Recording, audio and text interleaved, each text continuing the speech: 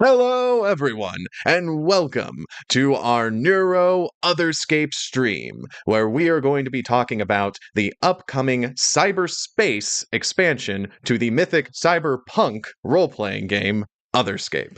I am, of course, your Master of Ceremonies, Kevin Carpenter, and joining me today is the founder of Son of Oak Game Studio, as well as the CEO and creative director, Amit Moshe. Amit? Vector.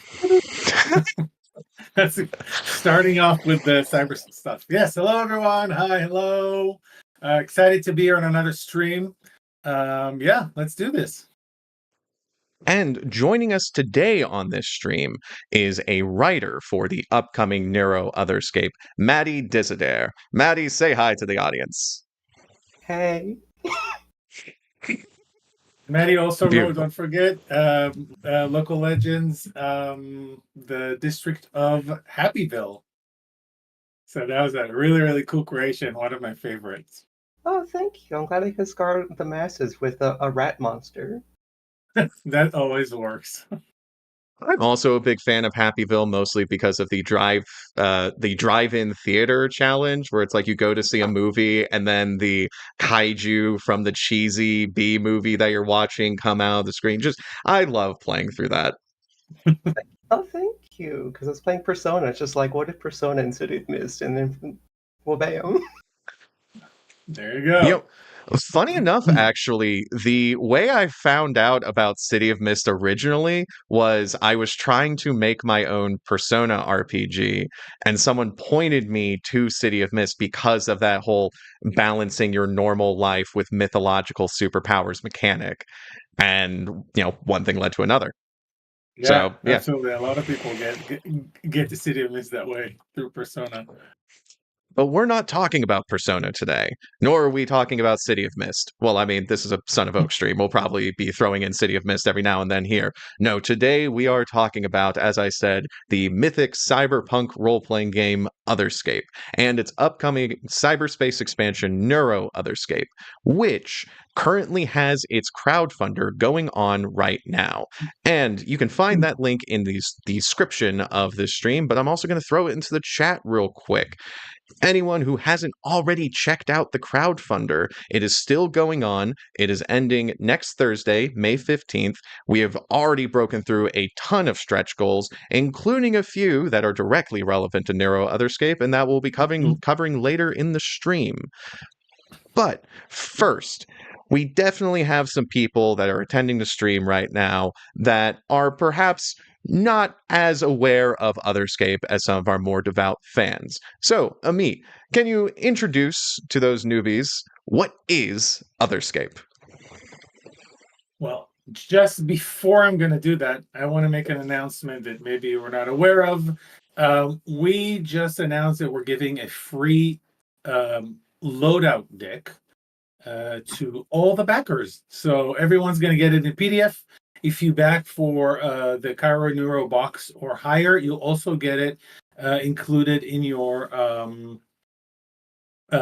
pledge. So you'll get it the physical version, the deck itself. And the loadout deck, the cool thing about it is it just kind of expands on the loadout system. It's a bunch of items from Cairo and from Neuro. So we're going to talk about exactly what is loadout for Neuro, but the cool thing about these cards for me is that they each also have their own special. So some kind of an ability that expands on the mechanics of the game that you can load it up. So that's new. We've never done this before, where you can load up a special. So you can have 20 different specials, but you have to choose which ones you're going to load up. So that's a really cool little item. It was originally in the kind of a stretch goal. We decided to just, because we're really touched by how much everyone kind of showed up. We know at Son of Oak, these are actually very uncertain times. So we really appreciate the fact that backers are still kind of like showing up in this way and saying, go ahead, make your games. We're right behind you. And that's really, really touching for us. So we decided to just throw that in. We really think you're going to enjoy it. And we'll create another item, the adversary deck for the 300 stretch goal, which we hope we will reach this campaign. Yeah, so thank you, everyone. And what was I supposed to talk about? So the sort of baseline, what is Otherscape question? Right. What is this game about, and all that for the new people. But Right. honestly, first off, I'm super excited about that loadout deck. I'm super excited about the new mechanics that are coming in with that, and I do sincerely hope that we hit that stretch goal to get the challenge deck as well, because those cards are so handy. They literally just having the stat block cards out in front of you. They look great, but also as an MC who, has a bunch of different challenges at once during a scene, just being able to pick one up and figure out its thing just from the get-go rather than having to sort through all my different PDFs, very handy. So once again, But how do you really, know, Kevin? We still haven't made this thing. I Tell know, them how right? you know. Well, we made the challenge cards for our previous game, City of Right. Mist, which do I Yeah. such as the deck of legends that was made for the Yes. local legends expansion, the City of Mist. Real cool stuff. Yeah, that includes some of the challenges that you created, Maddie, for Happyville. So Yeah, it's got they're really there as great art. well. Really great art of giant insects coming out of projectors. That's right. So yeah, the adversary deck is the new 300,000 goal. We just announced it minutes ago, so we still haven't had the chance to change the board itself, but we did announce it in the most recent update that we just sent. And that's another very exciting item that's going to be added to the box if we hit that milestone.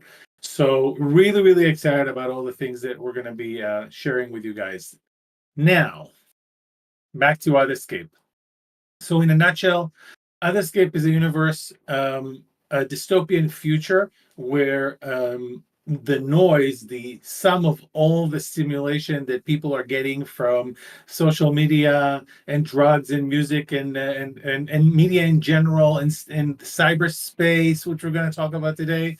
All of these things create something called the noise, which is so powerful and makes people so apathetic that all the legends that have been hiding in the shadows for so long kind of say, oh, nobody cares right now if we just pop out and show ourselves. So why don't we come back in and take over the world?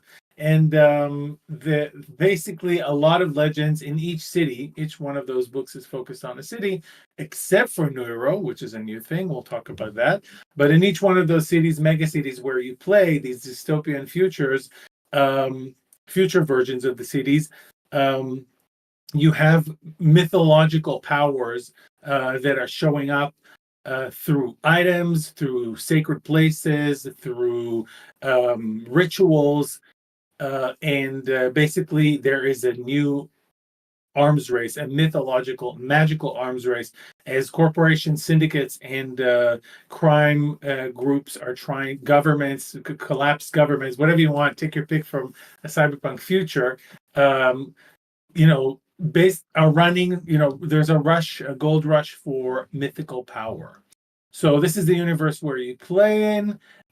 You are all playing as mercenaries, survivors, found family, whatever you want, because it's a Mist engine and you can create whatever character you want and create whatever group you want. But you play as people surviving in this world using both your selves, which is the core theme type. You can use the noise and technology. You can use mythos and mythical powers, or any combination thereof, including some combination without self, which I think are really interesting transhuman combinations. So that's in a nutshell. So, Otherscape, the mythic cyberpunk role-playing game.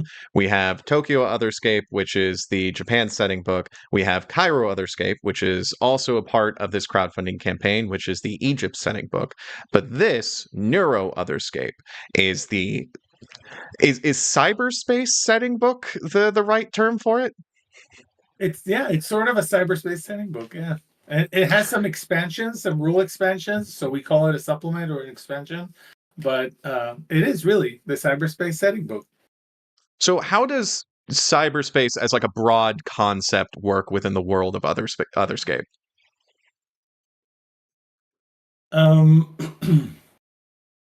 So cyberspace works in many ways, just like in our own world. We already kind of live in a world that has cyberspace, so that's not the breakthrough. The breakthrough is probably direct neural interface that allows you to, completely operate in VR, completely operate in cyberspace in VR. But as we see today, people in Otherscape also operate in cyberspace through AR, like especially people that need to still keep a handle on physical reality, which is called often meat space.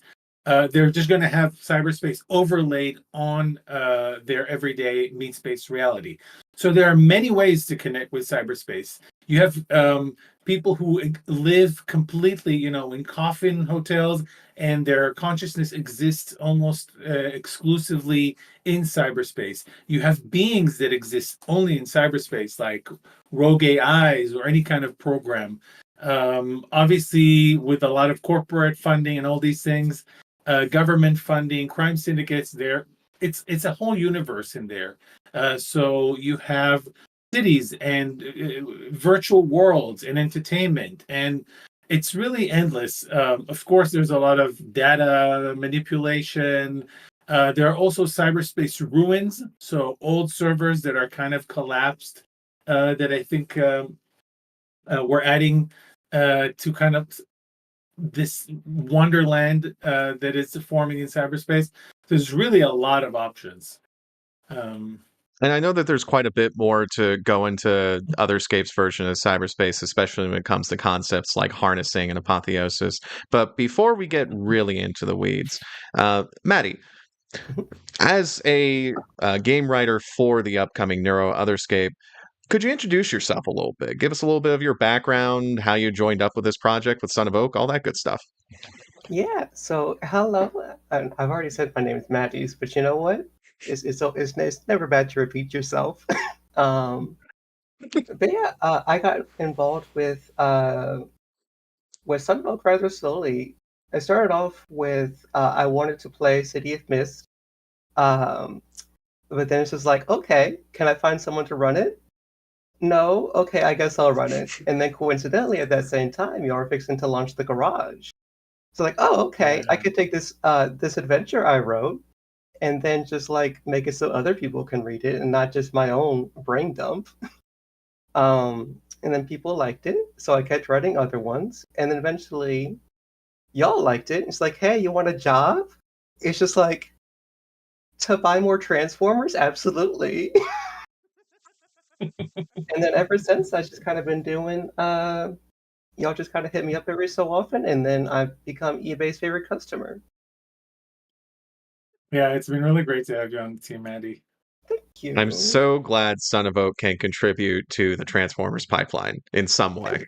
I mean, listen, it's either that or Warhammer, and I choose the one that I can display. There we go. Also, I don't know what the Transformers eBay market is. I'm hoping it's a little less than the Warhammer mini market because I know those things can get real expensive. It's its own little ecosystem, we'll say. Most definitely. So, Maddie, you're contributing quite a bit to Neuro Otherscape. Before we get really into the weeds of the concepts, what's something that you are specifically excited to see within Neuro Otherscape? Yeah, I mean, I think it really is just like Amit was saying, how we're already kind of in this like digitized world, right? And then like, okay, how do we kind of like turn that up to 11 a little bit, right?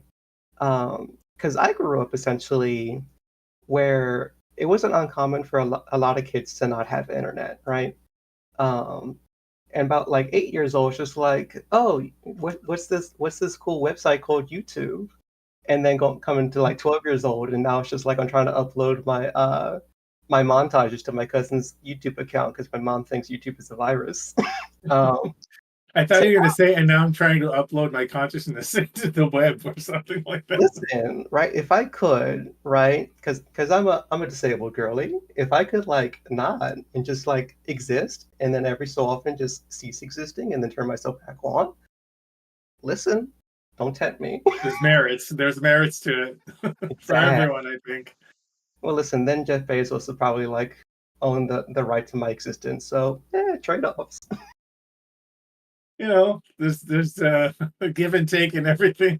Exactly. The issue with San Junipero is that the servers still have to be hosted somewhere. Exactly. Right. Exactly. And I think as well, kind of just bringing that in, right, where it's just like the servers still have to be hosted somewhere, right? Is that like, yeah, we had to access the internet with our phone or with our computers, but you still got to have like all the cable management, right? The IT guy has to go somewhere, when restarting it doesn't work, So exploring those Yeah. aspects as well, where it's just like, where's the server bank hosted? Where's like your other ones that I started talking and then forgot where I was going. So No, but I like what you're saying, because we also kind of people. I don't know how it is in Cyberpunk that it always like the physical network, it gets pushed aside. It's just like somewhere, but actually the physical network is really interesting because you can hit that. You can have a terrorist attack against servers, against routers, against like you can hit the physical network. So that's another really interesting aspect of the thing. yeah, sometimes the shark can just be like, "What is this?" and start like biting into one of the world's greatest infrastructures. So Yeah.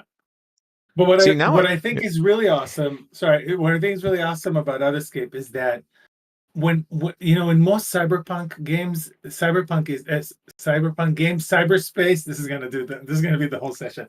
Cyberspace is kind of, it's kind of an afterthought, right? It's like this mini game that the hacker plays on their own, and therefore also the whole thing is kind of okay, it's a room or it's a little space that you need to hack into. But in Otherscape, first of all, we have harnessing, which is the technology that allows basically using your teammates' brains as computing power by projecting them into cyberspace and creating an avatar for them that does what their body does. So they're like, oh, I can do this. And they take actions, and that hacks. So if someone uses an axe to break through a literal firewall in VR, that's hacking. Okay, I did not make them so literal, but yeah, that is hacking in more ways than one. that's the hacking beauty of flashes. harnessing in Otherscape is like the Right. hacking is not just a mini game for the hacker. It is powered by metaphor. It's like put on the VR helmet. Congratulations, your gun-toting mercenary can now use their gun-toting abilities to literally shoot through the firewall. And I think that's great. It's Yeah, it's a lot of fun. Go ahead, Matt. You were So going to say something? I was just saying, it's troubleshooting. Troubleshooting. There you go. Okay, we could be here all Love day. that.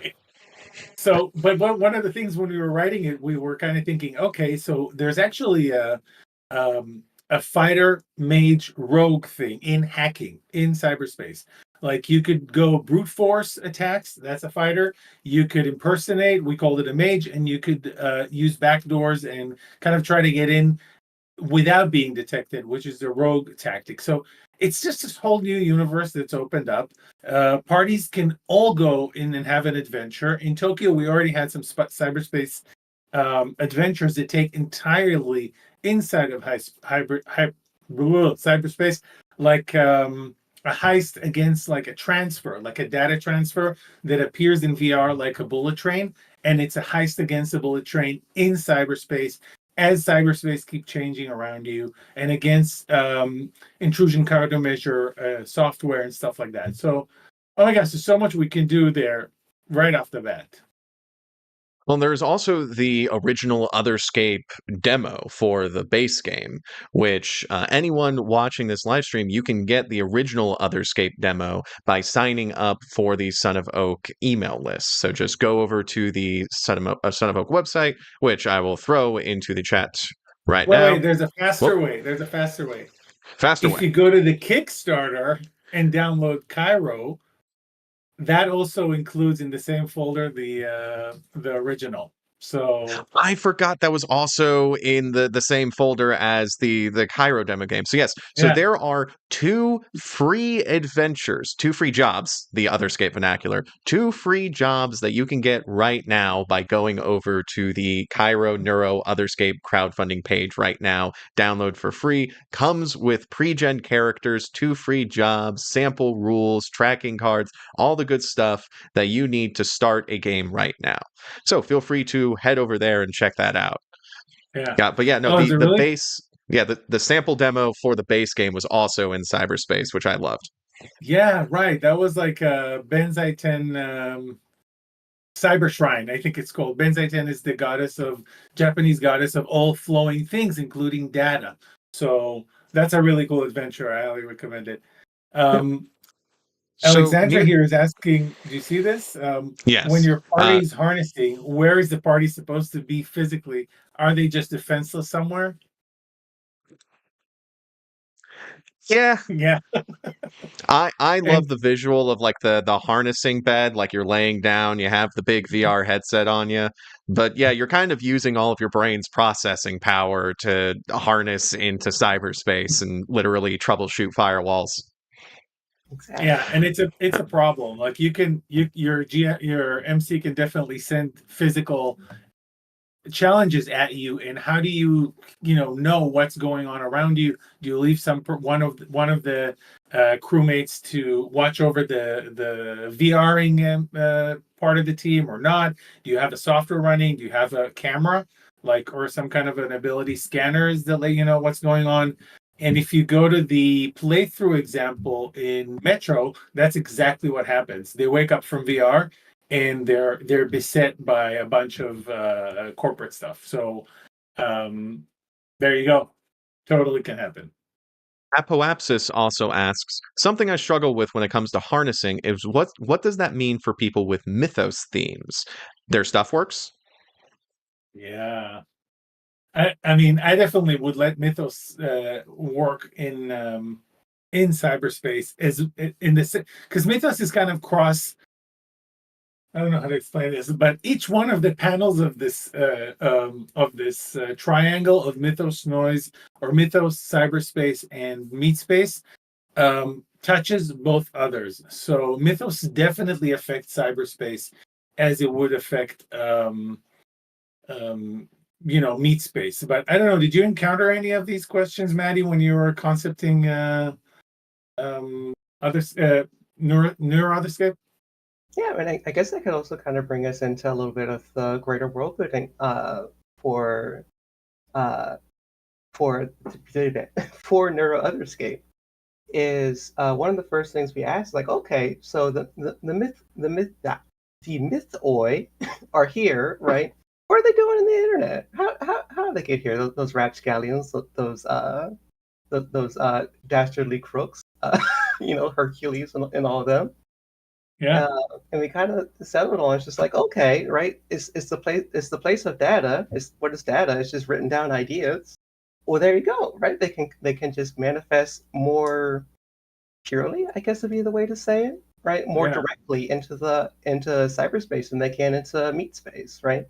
You ain't got to deal with all that flesh and all that machinery and mishmash, right? It's just like, oh, yeah, I'm an idea.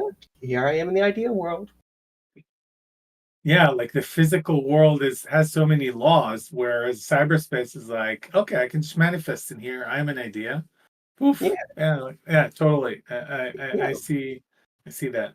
Hmm. When you're Well, the I was just going to say, when you're like the Greek manifestation of chaos, just in cyberspace, what do you do in real life? Oh, I'm a planetarium, and then you go into cyberspace, like, oh, I'm a whole like solar system like simulation, right? I can be the sun and throw it at you if you bother me.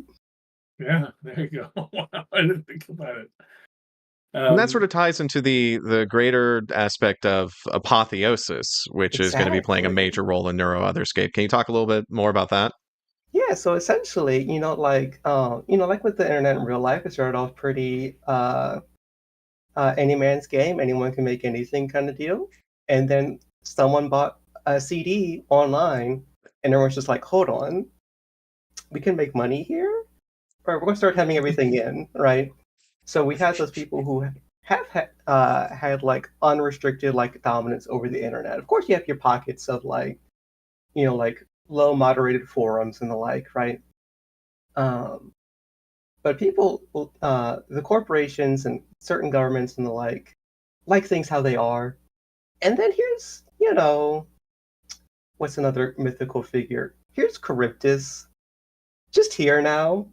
And it's in the middle of like the splash page for like whatever major online distributor. It's just like, I opened Spotify, and now it's like just like, the sounds of madness. I don't think they'd like that very much. It's not gonna fly. Yeah, that's probably what I like the most about Apotheosis. So first of all, people who are not up to speed, Apotheosis is basically the mythoid discover that they can manifest in cyberspace, and they invaded and they start terraforming it from internet domains to magical realms. So that's like in a nutshell what apotheosis is. And what I love the most about it is what you described, Maddie, is that everybody assumes we are doing it right now. Everybody assumes that you can use the internet safely and regularly and reliably. But what happens if now cyberspace becomes a new frontier, and it's actually the medium through which mythoi propagate themselves and manifest themselves, and suddenly you're using your phone and a demon pops out, or a host of like gremlins just starts streaming out of your phone because you use the internet and the internet is no longer safe. So that's kind of like I think the thing that I like the most, like okay, everything, you cannot shop online normally anymore. It's a big problem for the world. And people watching the For stream, you some. may notice the digital sword there in between our windows here. The art for this graphic background is a piece of art that was recently created, I think, for the development of this project, where is the mythos of Avalon kind of taking over its own cyberspace domain. So that's another really incredible thing I'm looking forward to in Neuro Otherscape is just like, okay, I'm going through all these different servers, these websites, having a good time, and then suddenly I'm in the kingdom of Avalon, and there's a bunch of high-tech knights made out of code. Very interesting. Yeah. Yeah, and it's made by Christoph Rabbit Dog. I'm not gonna try to pronounce his last name. Who's created a lot of art for Metro also. hmm Real quick, Damon's in literal form. yes. And from George Powell, when harnessing, I always assume everyone has constructs of any gear they have tags for. Gear like cars, guns, etc. Is that as intended? I believe so. Yeah, we thought a lot about the mechanics for harnessing, and we boiled it down to actually you need a harnesser, right? You either hire someone or one of your hacker can. Some hackers also have harnessing skills, and if you want to test what happens and make it interesting, they just roll a quick action, and if they screw it up somehow, or if it's a mixed hit, then you start burning tags for the characters that are being um, brought into cyberspace. So that's our way of like really quickly narratively telling you, but also mechanically telling, giving you a tool to say, oh, they didn't quite model everything. Okay, we do want the harnesser and the hacker to be the strongest one in cyberspace, and there is a problem with just copying a character whole cloth. So there is the possibility that if the harnesser doesn't do their job right, that arm doesn't really work as the way you expect it to do, or that shoulder, or that gun, or that car. So you can start scratching off as a MC, scratching off some tags and burning some tags as a consequence of that. Yeah. I can't wait to have the players at my table role play bad connection. All right, so what do you do? Well, Yeah. and now I'm over Sad. here. Yeah, it's like glitchy, which is a status, right? Glitchy is a status in the game. Another great thing about Otherscape is that you can get a status for nearly anything. It's not just health points. It's you can take hacked 3 or glitchy 2 or bad connection 4 or something like that. You can literally your character can die from getting disconnected 6. Yep, totally. And one of my favorite, overheated. Like your hardware is a thing, and we're probably going to talk about it later. But hmm your hardware is a real thing that influences your ability. So if your hardware is overheating, you're just going to start getting slower in cyberspace, or things are not going to be as responsive, and it's a debilitating status, hindering status. Again, I got a comment that my audio is coming in super low, and I'm hoping that's not oh, okay. Nope, I see it. One moment, everyone. I guess while he's doing that, another thing that statuses can do really well is take really complicated like situations that in other RPGs might be like a whole session to themselves, right? But if you take something like, like Data Breach 3, it's just like, oh no, my social security number's out there. I gotta go get it back, right? And you can kind of just chip away at that, like during your downtime. It's just like, okay, I gotta call like customer support. It's like, okay, right? You can reduce that status by 2, but it's still out there, right? They closed the breach, but it's just like, now who has it, And that's just a hook for next session. Totally. That's a really good point, because there is a lot of kind of like downtime or long form or long-term stuff that you could do with cyberspace. It doesn't have to be hacking in the moment. It could be who tagged you, who marked you, who doxed you, right? You can get doxed 5 or doxed 3, and all of these things can happen just thanks to those tags. I really agree with that. So I think that's one of the strong suits. And you don't need a lot of mechanics like for each and every one of those things. You just grab a tag, doxed. That's it. You made a new thing that can happen. I think that's a core strength of it, is a lot of the jobs that you can do in meat space, you can do a version of those jobs in cyberspace as well, with all of these cyberspace aesthetic. You can rob a train, or you can rob a train that's actually a data transfer. You can destroy a workshop, or you can destroy a server throughout like cyberspace. You can go after a target, or you can go after someone's VTuber persona while they're live on stream. A very contemporary example there. But it's really interesting. So Diggin Source Rick Diggins, Man About Town, nice to mention 20 reference there, asked, are there any particularly cool adventures you're excited to hear player feedback on? I actually had one lined up that I was fixing to segue into. Yeah, one that we had been working on is essentially what if we did Die Hard in Otherscape, right? Taking it a level further, right? Like we were talking about with physical like internet infrastructure, right? We have this comms tower that like this hacker group wants to take down for one reason or another, right? Here they're trying to do one job, just trying to like copy over like the translator bot just for your client to copy, right? Meanwhile, they start tearing it down, and guess what? You're in the Tower of Babel as it's collapsing. And as you're kind of trying to work your way, you made it all the way to the top. Now you need to get to the bottom safely. All the while, communication's breaking down. Like the person that you're doing this job with all the way over in Japan, right? And you're over here in New York. It's just like, I don't speak Japanese. It's like, how do you survive that with people that you can't talk to anymore? So all the layers of tech that you rely on are just crumbling under you as you're trying to rush down to the bottom of this Tower of Babylon. Exactly. Oh, that's cool. I love Die Hard and Otherscape Cyberspace. That's gonna be great. Another exciting thing about this game, folks, is that Neuro Otherscape will be coming out with 5 jobs. Actually, wait, it'll be coming out with 6 jobs, because we just, and I think today, unlocked the stretch goal for the 6th Neuro Otherscape job. The title of which, and every time I ask about the pronunciation, every time I still get it wrong, I'm going to go for it this time. Escape from Gemu Dome. That's GEIMU Dome. That's going to be good enough. See, You heard it. You heard it from the founder, folks. It's good enough. See, I don't know.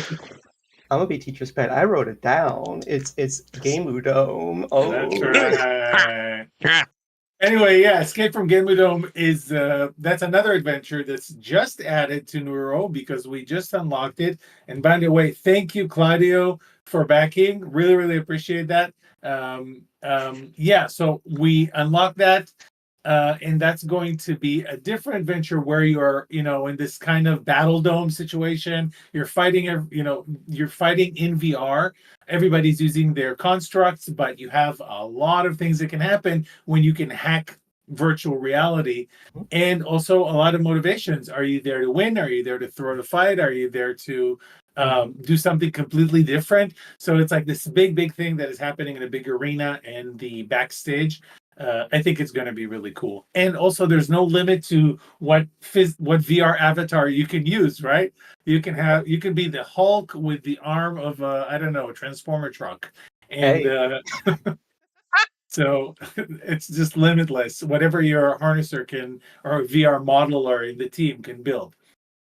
yeah, and if I might go ahead and share some of the media inspirations for that adventure, essentially is what if like Tekken and Street Fighter was Squid Game, and then oh, what was the other one? Oh yeah, AEW wrestling. Incredible. Let's do this. Yeah, I'm really excited that we unlocked it. So, Joseph Knoll asks, will there be any changes to the game engine with Neuro? And to kind of rephrase that a little bit, will we be seeing any new mechanics, new rules? Basically, what's new with Neuro Otherscape on the mechanical level? Yeah, so I think right now, Metro actually sets a really, really good groundwork for this. We don't want to just stack on more rules, for the sake of stacking more rules. We still want to keep it narrative. We want to keep it flexible. We want to keep it words over numbers. And what we are going to do is you also actually have a really nice hacking section in the action database, which is a reference book that helps you kind of figure out how to do things with the game. But we're going to consolidate it, and we're going to take a deeper dive into how to use the rules to make really cool things. So two things that we're actually already said we're going to bring over from Legend in the Mist, new developments, new, but like not, they don't redefine the engine. They're using the engine in new ways. The first one is Cyberspace Journeys. Okay, so we have in Legend in the Mist fantasy game, we have journeys. They're montages where you play like through short moments in the journey instead of, I don't know, stretching it out or rolling against a number. You play just like a couple of snapshots in the journey, and we really want to use that because we want to make Otherscape Cyberspace, especially with Apotheosis, with the mythoi taking over and terraforming it. We want to make it a kind of a wonderland. So how do you travel from one place to the other? It could be seconds or milliseconds in the real world, but in cyberspace, you're going to be using the journey mechanic. Like, okay, I've gone through the firewall, I'm going through like a data storm and all these things. So it's going to be really cool. It's like adding cyberspace exploration. The second thing Meanwhile, that the we're Lord going of the Rings theme, but played through an 8-bit tuner, is playing in the right, background. It's just exactly, it beat to, I love it. the Tron So Legacy soundtrack. yeah. So that's one really, really cool thing. The other thing that we're going to do is we really want to take a deep I really want to take a deep dive, but I think everybody shares it, into the like hardware and software kind of thing. So we've created a lot of we've developed for Legend and this something called magic systems. We're going to take some of this mechanic and just create a system for how to make the software that you load up and the gear that you have really matter during a hacking session. So it kind of adds all kinds of interesting limitations and bonuses for certain actions that you take in cyberspace. So maybe we still don't know how that's going to work exactly, but it's really going to expand the styles of hacking that you can have into something really mechanical. And it's going to be optional for people who just want to keep playing narrative. You can just keep doing that. Well, Maddie, is there anything that, like any sort of custom mechanics or anything like that, that you're excited to see with Neuro Otherscape? Anything that you've been working on in the workshop? Um, Not that I can think of presently, but I can speak to some of the loadouts that we've been workshopping, that we've been working away at, right? Oh, please, let's talk about some loadouts. Yeah, one of them is definitely that we're excited for. We spent so long just like my face was hurting after you're done working on this one. Essentially, it was a designer boutique for like 3D avatars and the like, right? It's like, can we like can your persona give you superpowers? And of course, there are other ones as well. It's just like if you have just like one of those like really bright, obnoxious avatars that can, like of course, blind your opponent. I'm trying to decide. I don't think this one would be safe for stream, but you know what? Back it and get it when it comes out, and you might be able to discover what it is. um, and of course, as well, there's other ones as well where like contacts, right? Like who can you call on when you don't have a particular skill set? When you're not, is it Liam Neeson where it's just like I have a very particular set of skills? When you don't have those skills, call up these guys. They might be dangerous, but don't worry about it. I don't have a particular set of skills. Yeah. Yeah, so cyberspace contacts, boutique VR avatar modelers or whatever. Yeah, that's only some of the things we're going to have in the book. That's really cool stuff. And so, speaking of stretch goals earlier, because we unlocked the 6th Neuro Otherscape job, our next stretch goal for the Neuro Otherscape and also Cairo Otherscape crowdfunder is Neuro Otherscape theme kits, which will give you even more options for your character as you create your cyberspace digital nomad or expert hacker or whatever you want to play in this game. Because, and this is one of my favorite things about Otherscape, you can make almost any kind of cyberpunk character you want, and because of the mythic part of the mythic cyberpunk, you can get real weird with it. Yeah. Maddie, you guys worked on tropes, right? Did you Yeah. do you have any tropes that pop to mind or theme kits and stuff? Oh yes, absolutely, right. One of them that I think we actually each Alexis and I'm blanking on Jordan. Yeah, Alexis and Jordan, I actually all came up with independently. It's just like, what if you had a warlock pact, but like it was a EULA agreement? So you're magically bound to like this corporation, but if you break your contract, don't. You might magically lose something.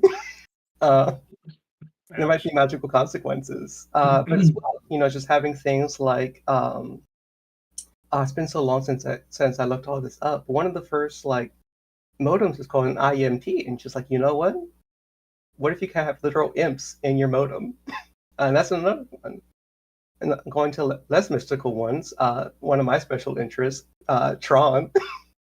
You can get a legally distinct light cycle. Nice. So all these things will really be theme kits, right? I mean, you can have a theme kit for let's say a cyberspace or a cutting edge theme kit where you have a light cycle basically, and you can do all this stuff like create a barrier in your trail as you. If nobody watched Tron. Watch Tron. That's you need to. So you have this motorcycle that just creates light barriers because you're in cyberspace, and that really makes a lot of sense, especially in the 80s. So yeah, I think these are just examples of what we'll be able to cover, but just to give people a broader sense. Any kind of people that work in cyberspace. So IT people, corporate like hackers, corporate cleaning, like, so there's a whole, we'll talk about factions, but there's a whole war between the corporations and the Apotheosis who are trying to creep up on cyberspace. So anyone that's kind of like a corporate cleanup team that's trying to strip your node from any kind of anomalies that will give, or any kind of symbolism that will give rise to new mythoi. You can obviously, the criminal side of things, hackers, modelers, any kind of cyberspace crook or charlatans, performers, right? We have this beautiful art with the lady with the guitar. And I can actually throw that up there real quick. Yeah, it's a great idea. And you could just be a performer in cyberspace. Maybe you're not a hacker. Maybe you're just a user. You can be a computer virus. You can be a computer virus. That's actually like, all these digital beings. You could be a computer virus. You could be and it's really real in Otherscape, because especially if you choose a character that doesn't have self, then you're really playing something that is inhuman. Like, they do not have human wants and needs. You can also play something synthetic, like a general artificial intelligence that mimics human feelings and has self themes, but you can also do the reverse and just play, well, I'm just like this digital being that doesn't really get humanity, and here are the itches that I have from my noise themes, and that's what I'm going to do. These are like my internal commands, and that's what's going to be my motivation in this world. So I've got some art up on the screen right now. I threw up the electric guitar slash chainsaw art earlier. And then when you were talking about the digital beings, I had to throw up the crypto art. Cryptoids. Yes. Yeah, can we talk about the cryptoids real quick? Because every time I see this art, I'm like, please, someone explain this to me. Maddie, do you want to? Yeah, I mean, one of the pre-gens that we have planned really is just like someone who's just like, I want to be the greatest like designer of online avatars. I don't care like where the inspiration comes from, so long as I get my inspiration. But beyond that, we do actually have as a byproduct the apotheo the apotheosis, apotheothi. Yeah, don't worry about it. And all these corporations and powers that be, like again, continue to like trying to reassert their control.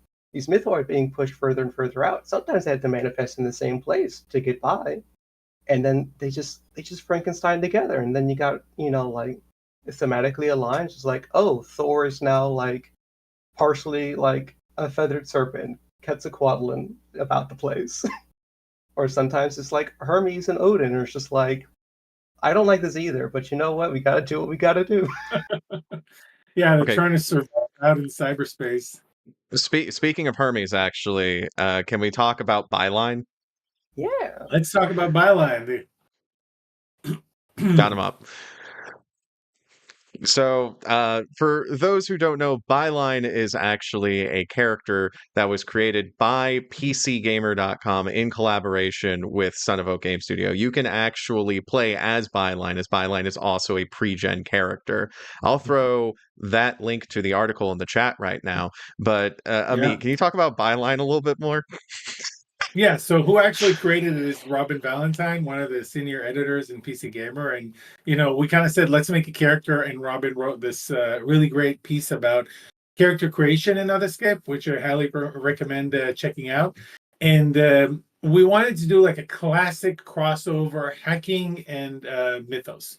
So Byline is this kind of, I think Robin was taking inspiration from very near sources. So it's kind of an older guy. He's a journalist. He's about the truth. He's a VR herald. Like, his thing is like, let's get the truth out there.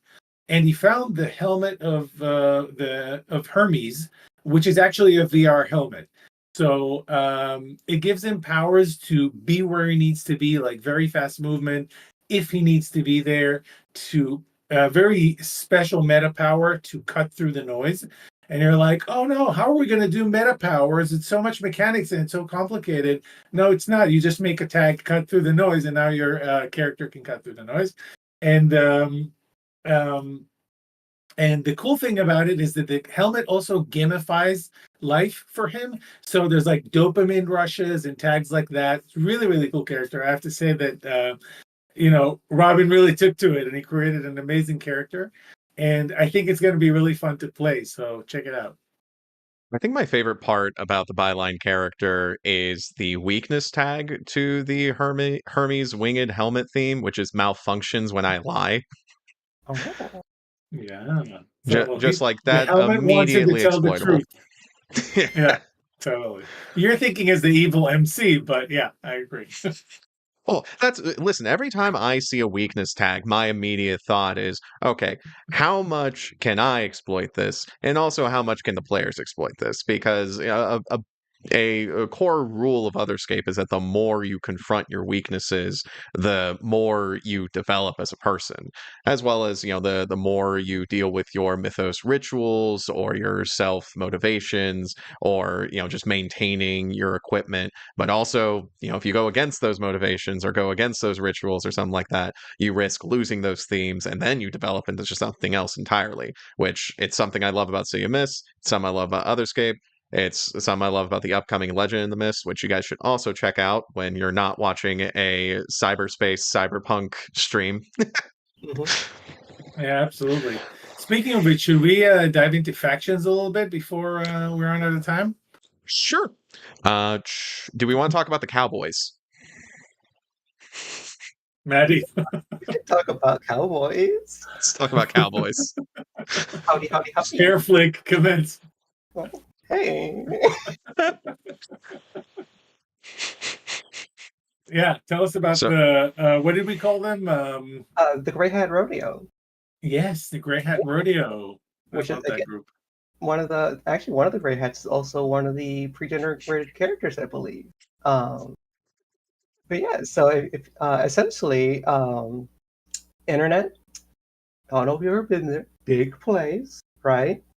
Sometimes the people who want to keep the internet the way it is don't want to pay for benefits. So what do? Internet cowboys. So they just go out and they lay the law of the land.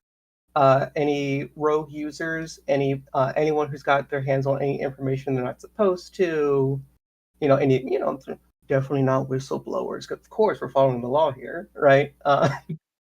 Or even as well, most prominently, any of the mythoi who are, interrupting the daily goings on, right? They'll hire them, they'll go out, and they'll either shoot them dead or wrangle them back.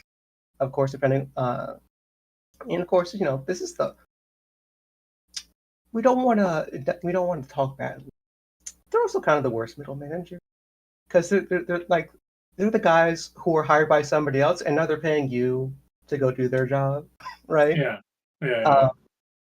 But of course, as well, there comes freedoms with that, right? They're not exactly going to be looking over your shoulder for whatever job you do. Of course, they're going to be hiring you as well, wonderful PC, wonderful potential player, like the Kickstarter now. Any job that they have that's out on the frontier, it's just like, hey, young, strapping individual, would you like to prove yourself, make a name for yourself in cyberspace? What are you going to do? Go back to meat space where you got student loan debt? No, right? Be an internet celebrity. Be a keyboard cowboy today. Keyboard cowboy, yeah. What I love about this faction is that they really bring home the idea that the cyberspace is now no longer a a safe place. It's a frontier. It's a frontier. So we're really leaning into the frontier metaphor here. We got cowboys that are going out there. It's wild. So someone needs to bring order to to those frontiers, especially in the contact points with the Apotheosis, where domains are turning into magical realms. Someone needs to, like you say, wrangle back those mythoi and shut them down with data bullets or whatever. And these are these guys. And the reason that they're gray hat and not white hat or black hat is that they're morally gray and they'll do whatever they're paid to do. So it's a really fun faction. I'm loving all the puns in the chat. Nona Katz says WWW now stands for Wild Wild West. Exactly. And earlier in the chat, where was it? I just passed over it. It was Otter Poet who said, the Cyber Oregon Trail. You've died of de-resolution. I did not realize that cowboys in cyberspace would go so well, but as I'm learning on this stream, keyboard cowboys is actually pretty cool. But now that I think about it, I think there is also something, I feel like there's something inherent to a lot of Wild West narratives of that idea of, like, for lack of a better term, the civilization is coming. Like there is sort of something apparent in the mind of cowboys that the Wild West is not a permanent state of things. And I feel like dissecting that with the concept of cyberspace, especially nowadays where, the internet has become more corporate as time goes on, and now hence the term digital nomads, where you have to move from site to site because you never know which one's going to get taken down or banned or something like that. And yeah, no, like I said, I'm just saying all that because I'm realizing, like, oh, hey, Cyber Cowboys actually works really well. It's a thing. It's a real thing. Yeah, so like both the better you do your job, the more work you get, but also the more work you get, you're kind of killing your financial future a little bit there. True.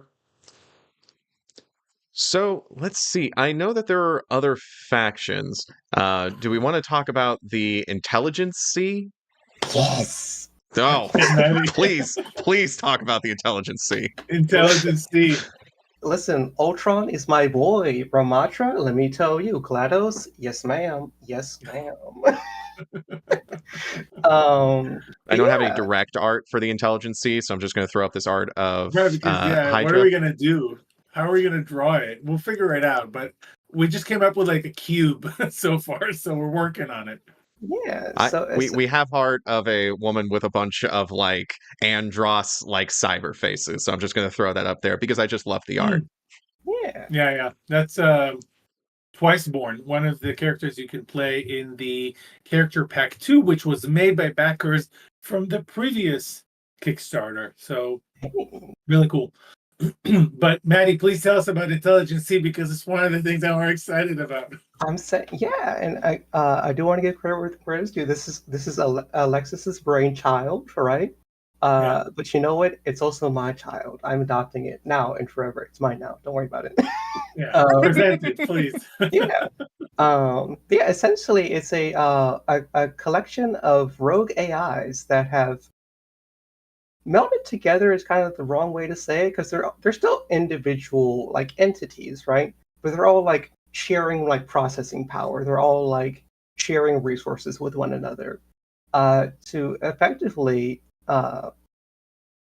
further their own individual goals for sure, but they're definitely united in like, hey, we're like cold hard machines that need like good uncorrupted data to work with to do what we need to do.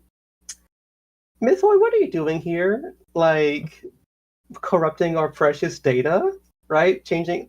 What is this? This is a 4 here. I got ones and zeros, maybe 2s if I'm Russian, but yeah, that's a niche joke for some of y'all. Don't worry, the real ones will get it. Yeah. I made a halt and catch fire joke in an earlier Otherscape video, and we had like one comment of someone being like, "I get that." Hey, someone's gonna get it. And you know what? The one who does get it, I did it for you. So, yes, essentially, these various machines that have broken free of their bonds, and they just kind of want to vibe. And the Mythoi, they're ruining the vibe.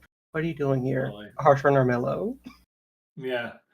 I mean, we really want to see how everybody responds to Apotheosis and the Mythoi encroaching on the cyberspace. And then I think we were like, you guys fleshed it out in a big way, but I think originally we were like, how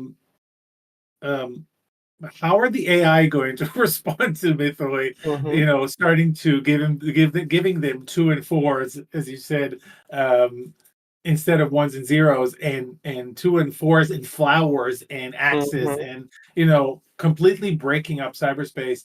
And the answer to that is hell no. And everybody's uniting together, and now you have a hive mind of hive minds and rogue AIs trying to fight Apotheosis. So if you are not into Mythoi in cyberspace, there could be a bigotry element to it, but you could also be just an AI that really wants their 0s and 1s. And you could, like all the factions in this book, and in Cairo, and in Tokyo, you can either fight them, work for them, or you can join them and get special benefits. So, I mean, try it out. One of my favorite ones that Alexis did was, I'm blanking, I think it's like V4 or something like that.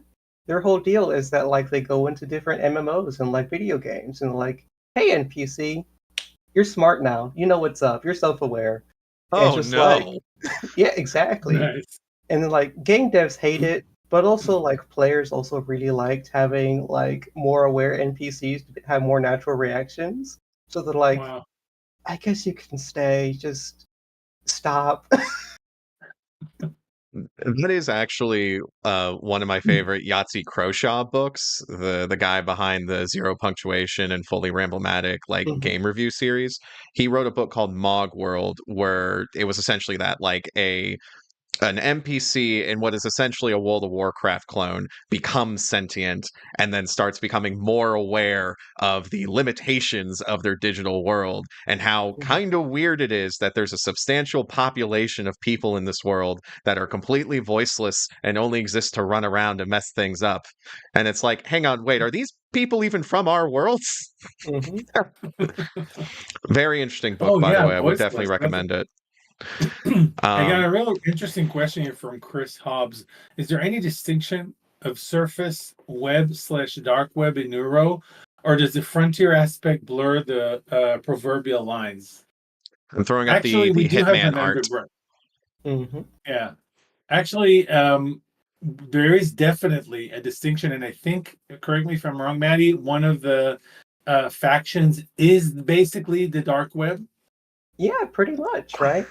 A little bit more fanciful than the dark web in real life, because dark web is just like whatever you can't find on Google. Uh, Right.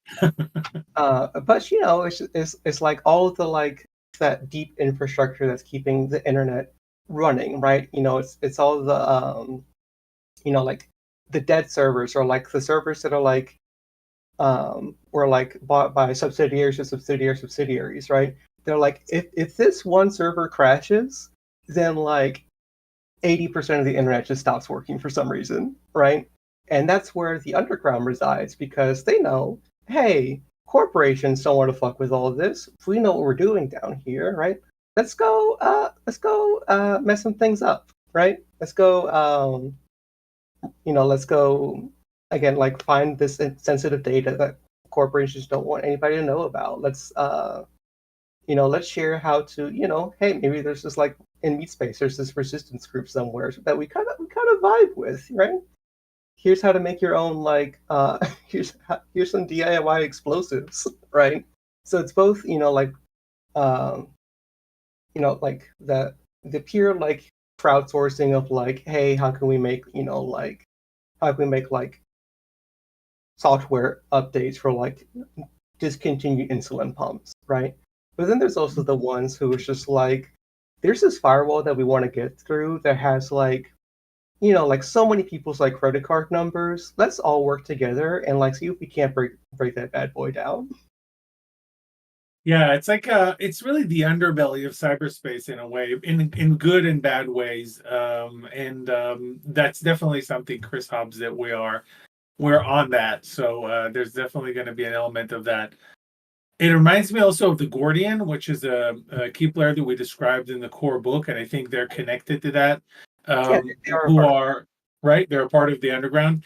The Gordian are basically a freedom of information kind of anarchist organization, or with anarchist lines to it. And I'm not saying it in a bad way at all. yeah. And their thing is to take esoterica, which is one of the types of ways to access mythic powers through rituals, through magical knowledge, and all these things, and just disseminate it on the internet. It's like, so, like you said, let's see if we can just share with people how to make a bomb. Let's see if we can share with people how to summon, I don't know, a rage demon, just because knowledge has to be shared by everyone. So it's a really interesting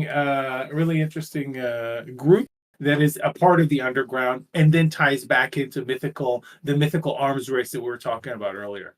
Yeah, and then also kind of bringing the player characters into it a bit, right? It's just like, they'll hire outside help from time to time, right? Yeah. Um, they need to like somebody to anonymously move like a data packet that they don't want going through traditionally secured lines. Hey, you carry this with your person when you go through this checkpoint, right? Here's Bob. Bob is the Bob, the automated security guard.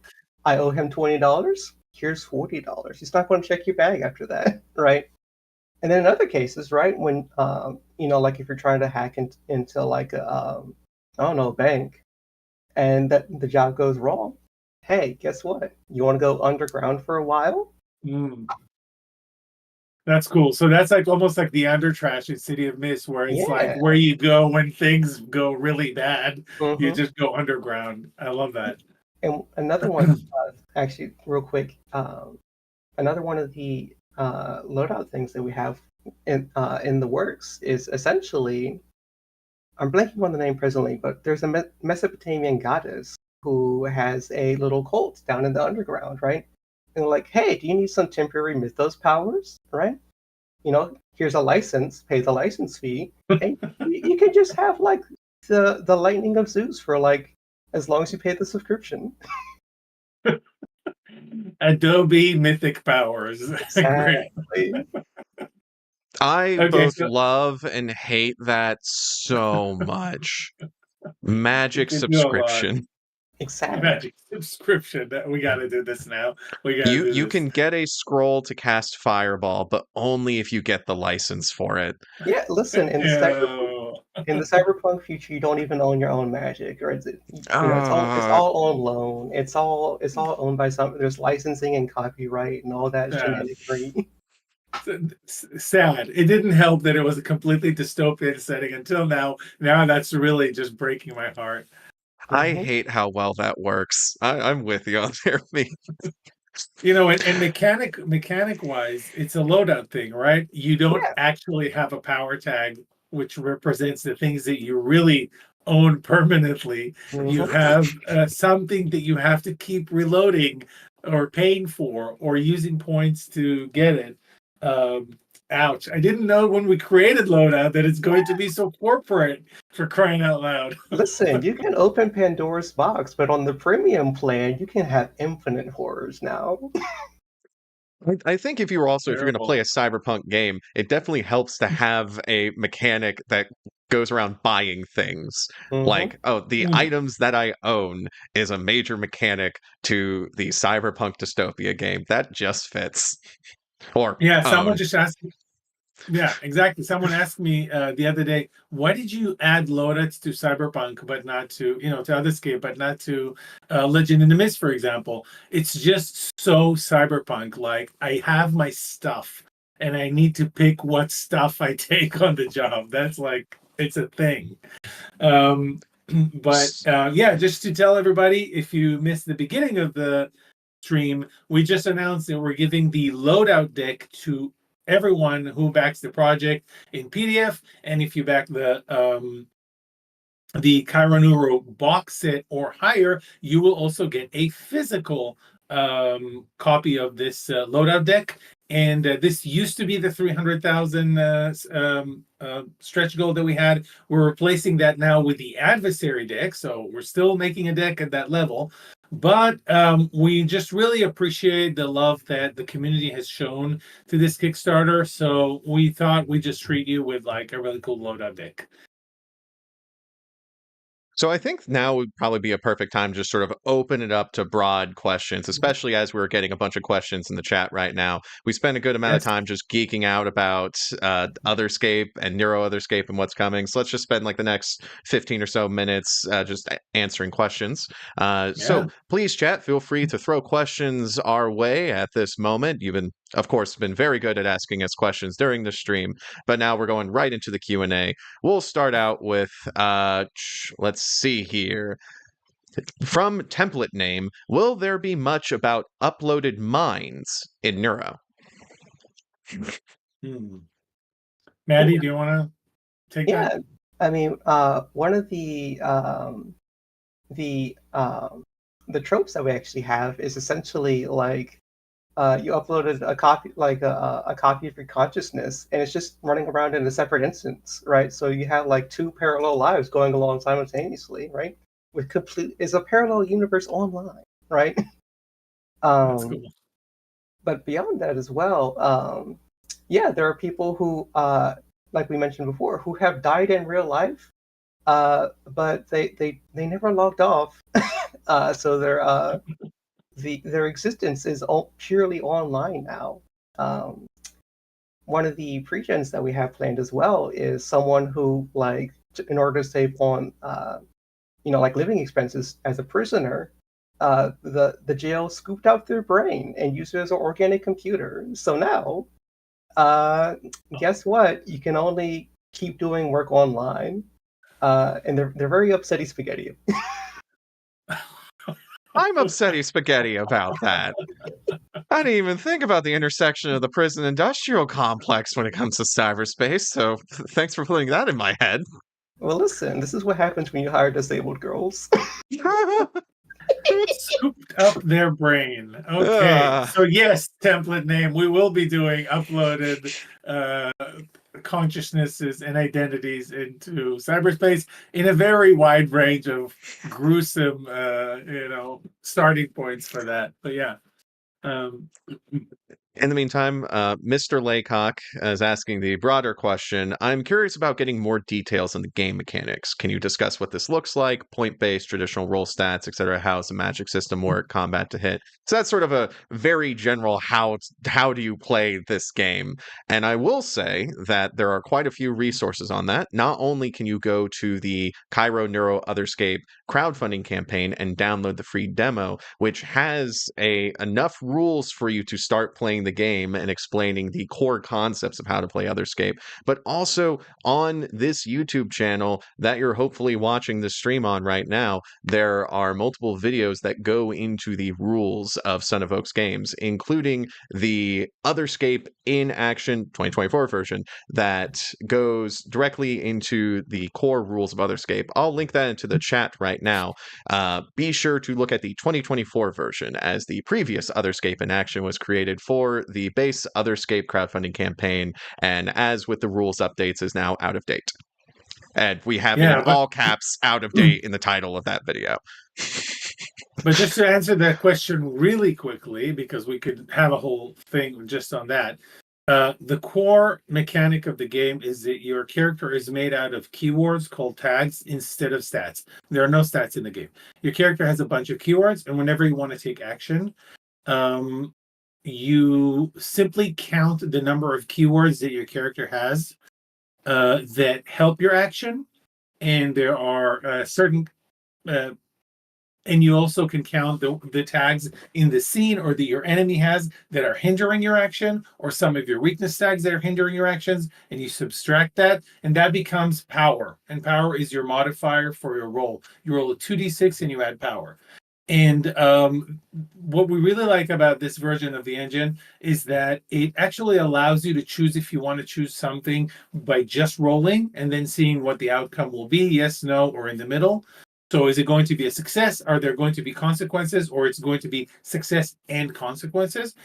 Or you can make it more tactical by adding a spend phase where if you succeed, you get to spend your power on effects.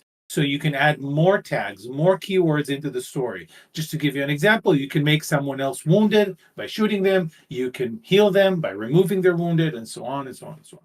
So this is, like, in a nutshell, the core of the system. So, Joseph Knoll asks, I'm running an Otherscape game at Gen Con titled Battle of the Bands. Any advice? Yes. First of all, we have Battle of the Bands dangers in almost every game that we release. So I believe we have one in Queers, we have one in City of Mist, and I wonder actually if we have one in Otherscape. But you should definitely check out those challenges. If not, we need to rectify ASAP. No, most definitely. But like, these are some of the most fun challenges to run. Now, because you're running a whole adventure, I don't know what you have planned and which parts of it, or are there multiple Battle of the Bands?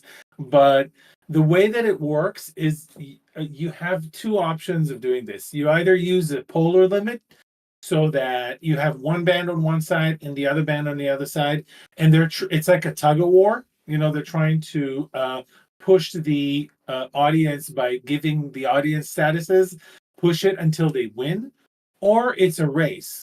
Both groups are trying to hit a limit first, but one group impressing the audience, like with this crazy solo or with a beautiful harmonious playing, or not harmonious or disharmonious, each one of these things just adds to the group that's playing it, and it's about who's going to get there first. So there are two mechanical ways of doing that, and they're in the books. So I see Kevin is already flicking through.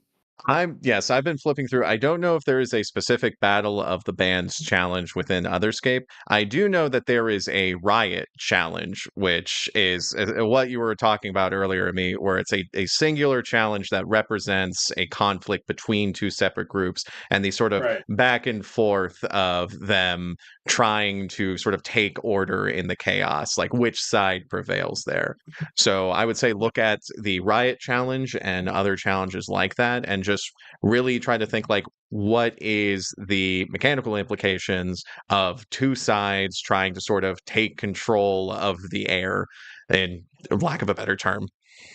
I will say also think about what what are the special effects that come from the band. I would say that you should most definitely have a giant hologram that goes out of control, or perhaps you have a guitar that shoots out flames and maybe that goes out of control. Maybe both the bands are actively trying to hinder each other, in which case, hey, this is the Neuro Otherscape stream. What if the Battle of the Bands is in cyberspace and then there is literally constructs from each band damaging each stage, a la Brutal Legend, to do a Double Fine reference. Oh, and also I would check out the movie Scott Pilgrim versus the World. Specifically, there is a Battle of the Band scene where the exact thing happens, where they both summon giant monsters that fight each other as representations of their bands fighting against each other. I am sure that clip is somewhere That's on YouTube. mythical. That's Yes. mythical. Maddie, did you have something? See, I just got this idea of like, like when rock and roll first came out and parents were like, it's of the devil, right? Just having a concerned parents group. It is. This is Otherscape, so you know what? Maybe they know something that we don't. Maybe there is literal devil influence going on through this music, right? And they're trying to. You got to keep the music going while they're trying to disrupt your concerts. It's like, excuse me, it's my guitar solo, and you're not going to upstage me, right? And kind of going off that some, one thing I really started doing in my games is sometimes if I'm not really sure what to do with a mixed success or like a miss, just start a little side story, right? Maybe off in the concert, right? There's this teenager who has their first crush, is on their first date, right? And how well you're doing is going to determine how well you're bowling is going to determine how well that date goes, right? Do they have some old trauma that starts resurfacing, right, in this kind of side story? And, make the players feel bad. Their characters aren't directly involved, but they as the players. Oh, that 7, Johnny. That's why that's why this date isn't going well for Timothy. Ouch. Victim NPCs. Exactly. Caught in the crossfire. That's hilarious. Joseph said, thank you. I'll look up those challenges. I'll send you the playtest copy after it's ready. Scott Pilgrim was apparently the inspiration. I got it in one. So, real quick, actually. So, and that window went away. Yeah, for you, Joseph, as well as anyone else who wants to get into creating Otherscape jobs and challenges and players, there's actually an incredibly active community of people that play Otherscape and City of Mist and Legend in the Mist that help each other out. You can check it out on the Son of Oak Discord, which I will also link in the chat right now. But you can also find this link in the description of the video. I'm honestly dumbfounded by the amount of people in this community that are so willing to help each other out. The amount of just like Spotify playlists that I've seen of people being like, oh yeah, here's what I play during my sessions has helped me out a ton. But also I just love seeing people being like, hey, I want to create this concept of a character. How do I go about that? And then immediately there's like 5 responses, and I love that. Yeah, it's a so huge yeah. All right. So, let's see. I think we got time for one more question. This is less of a question and more of just sort of an idea thrown into the air, but I really want to field this to Maddie. Shadowman X says, I'm thinking now how digital constructs can get outside of the machine, like Tron Legacy. Oh, yeah, Yes. definitely. Because this is also that's actually another group that we didn't get to. Um, I'm blanking on the name right now, but essentially it's no, the Promethean Co-op. That's what it was. Essentially, it's just again a bunch of like crowdsourcers. Part of what they do is 3D printing, right? And when you're in the cyberpunk future of Otherscape, right? Maybe kind of pulling a little bit of that Borderlands 2 influence, right? Where it's just like it's 3D printing, but it's digistructed, right? What do you do when, like your math homework from like seventh grade decides to take a little walk, right? What happens when, what happens when the mythos of the Trojan War manifests as a Trojan virus? And it's just like, hey, I'm going to infect real space now, right?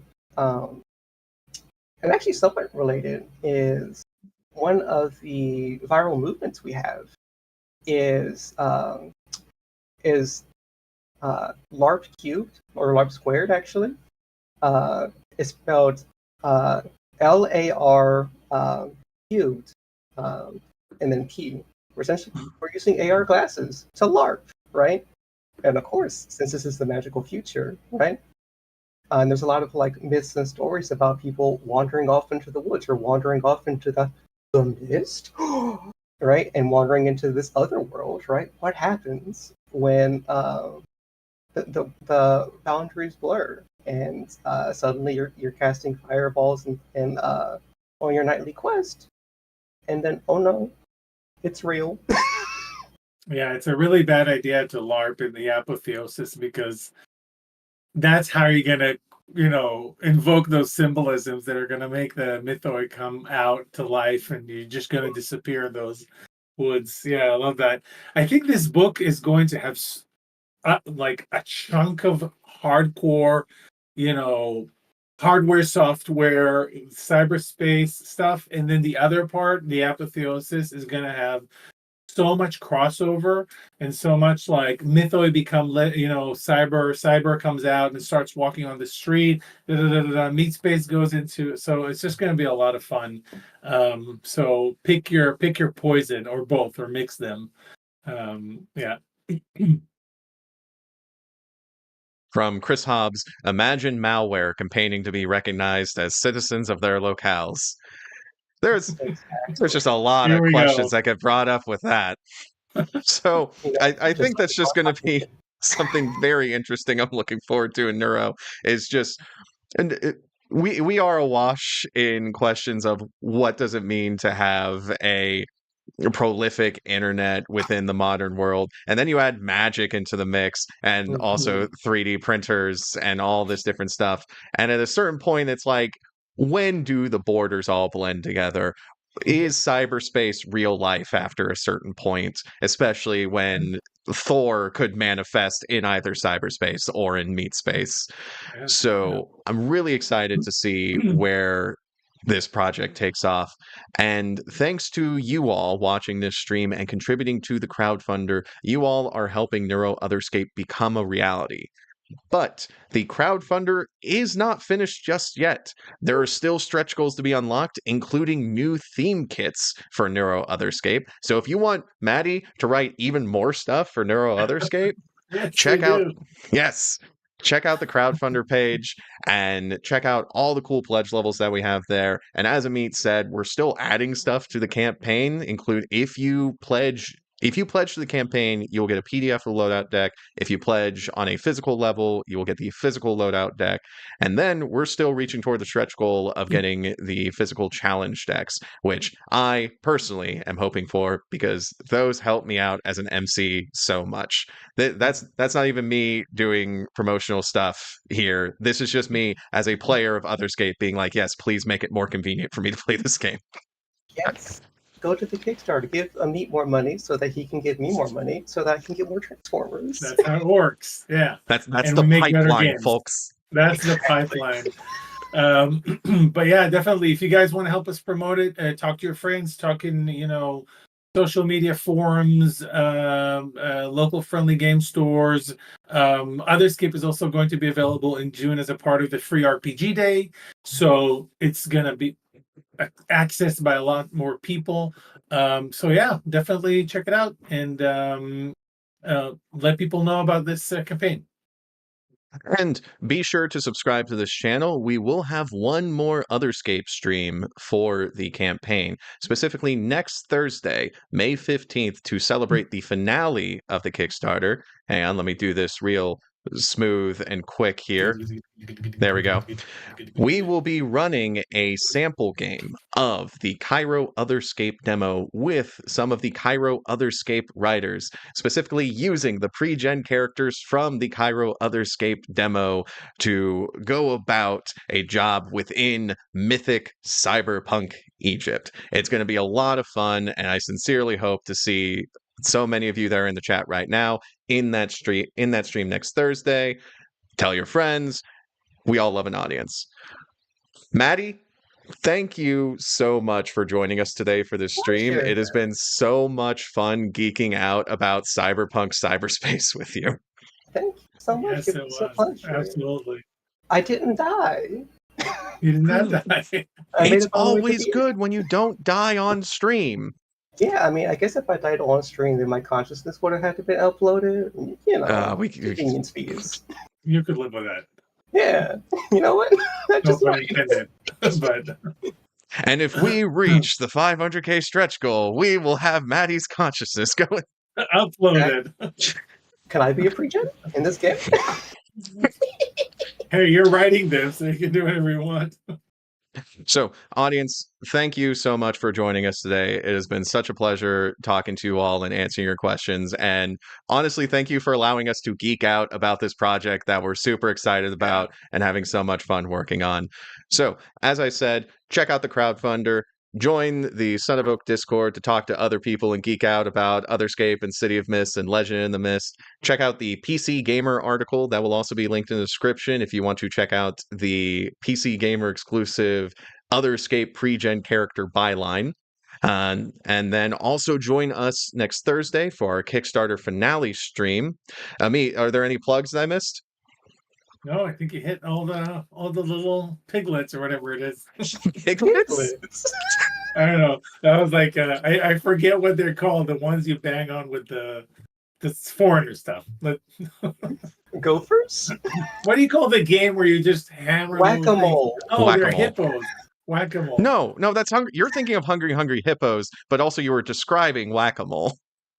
Mm. And with that, we are going I to think end the that's the time stream. to sign off. See you all.